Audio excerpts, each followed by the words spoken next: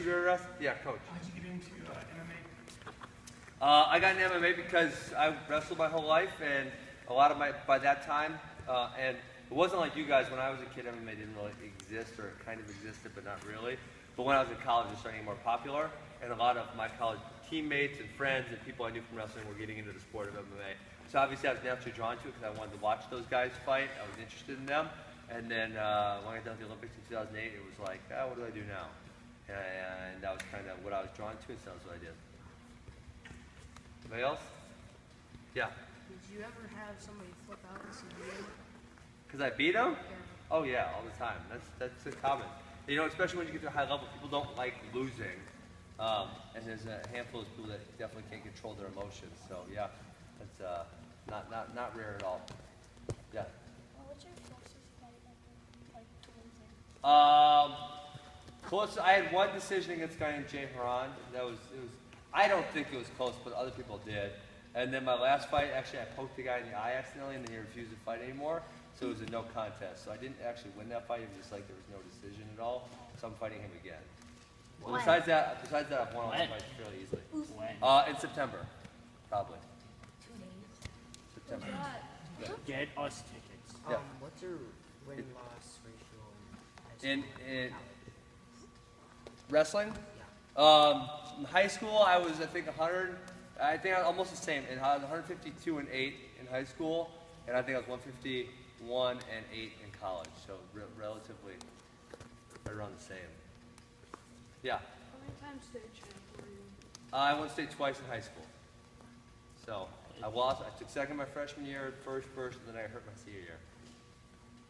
Yeah. Times do you win and then?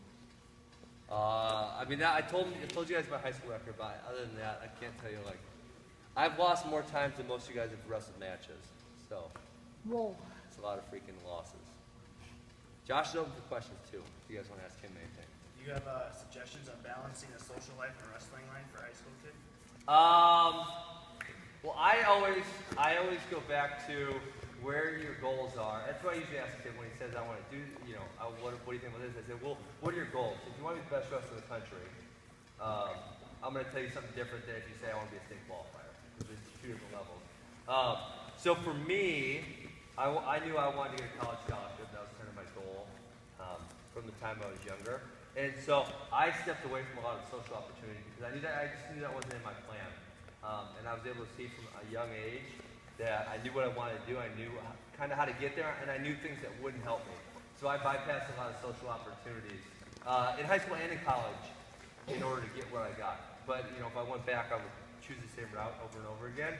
And so one of the things that I think I see out of really successful high school kids versus not so successful high school kids is they're mature enough to see where they want to go, right?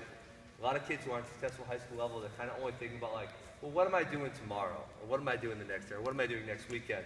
Whereas a lot of high school kids say, well, I want to be a state champ next year, or I want to get a college scholarship, or I want to, and they kind of have a good idea of what they want to do, and so they're working towards that at all times, and then that kind of taking all those diversions, because high school kids can have lots of diversions.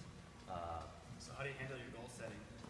Is Uh, it a daily thing? Is it a once in a lifetime? Yeah, it's a good question. I don't know. I didn't really like. I'm really into sports psych now, but I wasn't when I was in high school. And I think the best is to have what they call them long-term, medium-term, and short-term goals. And I know no one told me to do that. I just kind of did that on my own. So, like I said, I knew when I was 11, I saw the high school state tournament. I said I want to be a high school state champion. When I was 15, I saw the Olympics. I said I want to go there. And then kind of somewhere in between there, I decided I wanted to get a college scholarship. So I knew that was kind of getting closer to my long-term goal. But then I remember, even in practice setting goals like I want to score so many takedowns this guy, I want to get so many pins on this guy.